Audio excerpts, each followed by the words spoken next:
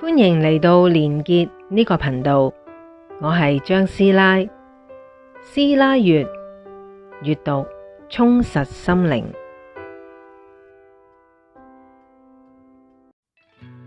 比對咗數十卷催眠錄音帶之後，魏斯博士100%肯定貝德羅同伊麗莎白就係彼此尋尋覓覓咗千年嘅靈魂伴侶。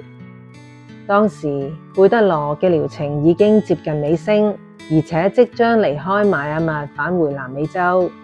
魏斯博士明白，一旦貝德羅離境，茫茫人海，兩個人極有可能再次錯過呢個倒數緊嘅計時器，餘下嘅時間已經所剩無幾。魏斯博士內心掙扎嘅係，只要俾佢哋見一面，貝德羅嘅抑鬱，伊麗莎白嘅焦慮，靈魂上就能得到終極嘅療癒。但係身為精神科醫生，佢受到嚴格嘅醫學倫理約束。根據保密法則，醫生嚴禁向病人透露其他病人嘅私隱，更絕對唔可以擅自扮演月老去為病人安排私下見面。魏斯博士喺辦公室行嚟行去，心入面好煎熬。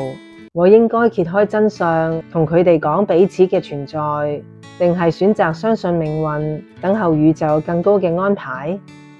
佢着住白袍，睇住兩份病歷，最終決定相信命運。魏斯博士喺心入面默默咁祈禱，如果佢哋係注定重逢，請命運親自出手，我會保持沉默，就等愛自己揾出路。當人嘅力量去到盡頭，接落嚟就係神明出手嘅時候。